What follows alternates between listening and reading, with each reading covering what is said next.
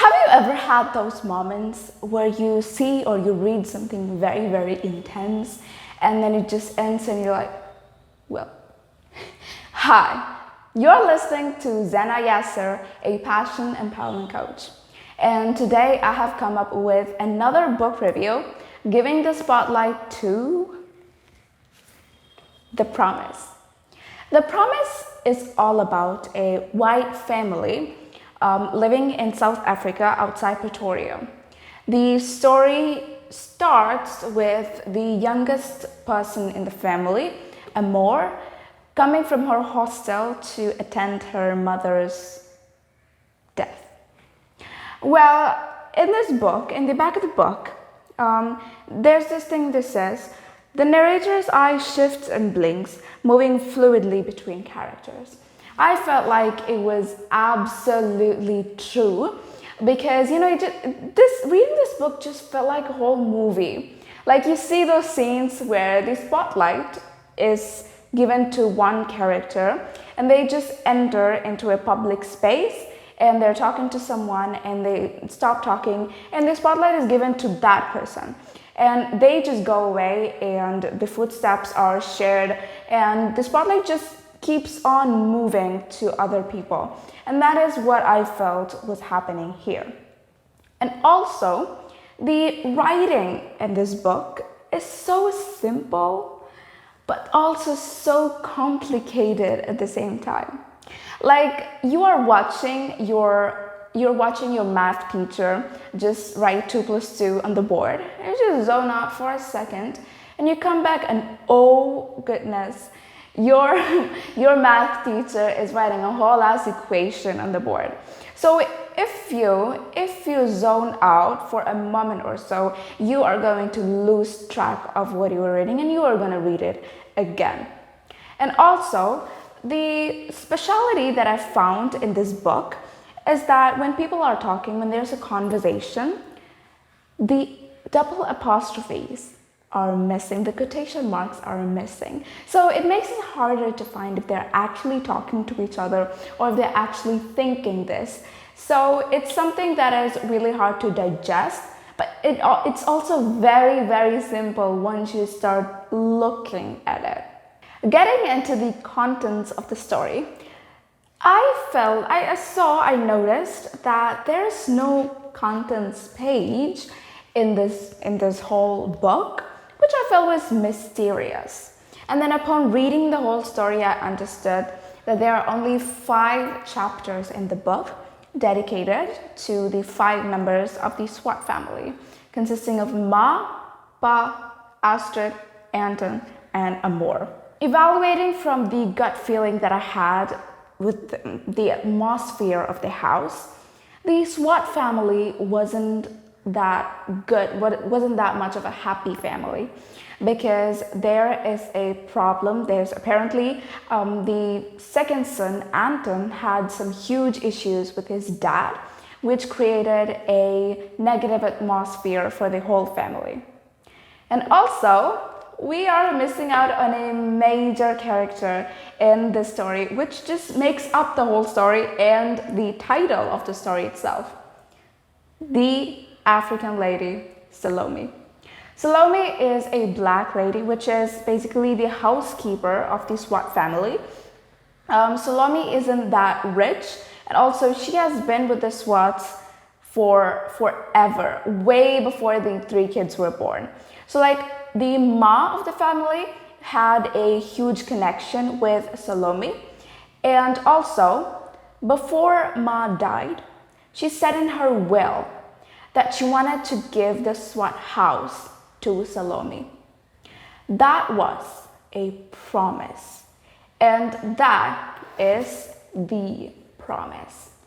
So that's basically the promise that is left unfulfilled because Ma died and Amor was like 12 at that time. Anton was going into military and Astrid was in her husband's house.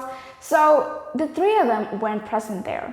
And there was only their dad, their pa there. Okay? So Amor had sneakily heard the conversation of giving the house to Salome, and she was completely, in her innocent mind, in her innocent 13-year-old mind, she was completely supportive to giving the house.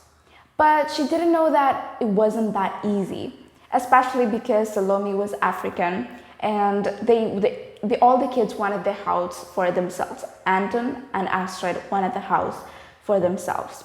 So there's this fight, and the promise is gone unfulfilled even after all these years. So that is the main concept of the story, but it includes a lot of other things, which I am getting into. This book includes a lot of topics that I felt was very, very necessary and important to share.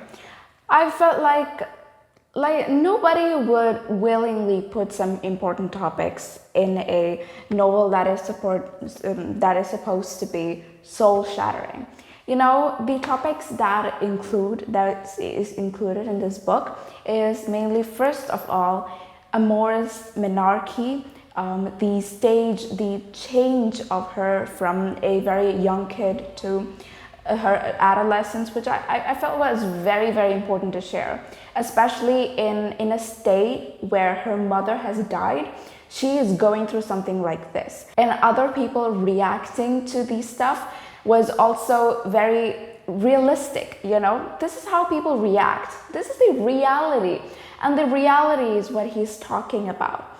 Also includes a lot of stuff. It includes robbery. It includes marital problems.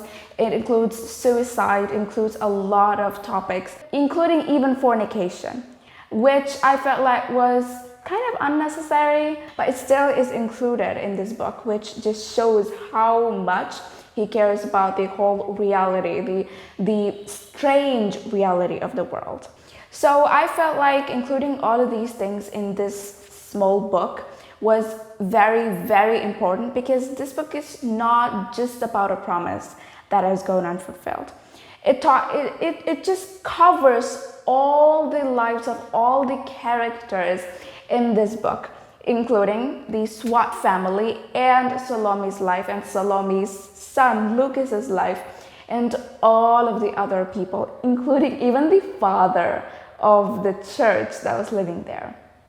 One thing that I noticed about this book was that giving the introductions about people, giving the life of people, there are also how other people thought about this person. There are also other people's perspective on this person in their introduction, which I felt was something special about this book. You know, giving an example, if the author is talking about Amor, the author is also talking about what other people think of Amor, which I felt was very important and very special to have shared, and it just made the book even more interesting. I feel like this book is a must read, because it just gives out a lot of lessons very indirectly, okay? Very, very indirectly. It gives out a lot of lessons. It gives out discrimination. It gives out mental feelings. It gives out promises. Yes, the promise. And I feel like this is a must read for everyone. This book would just leave you shattered. When I read this book, I didn't completely understand it. I didn't understand it 100%, but I felt like I was too traumatized to read it again.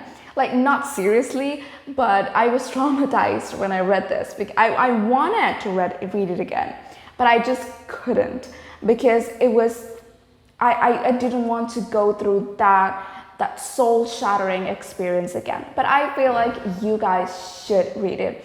And let me know on the comment box down below, how was the book and the book review. Let me know. Like this video if you did like it, and give a click on the subscribe button to see more of my videos and book reviews and speeches and stuff. And I hope I can see you in the next video. Bye!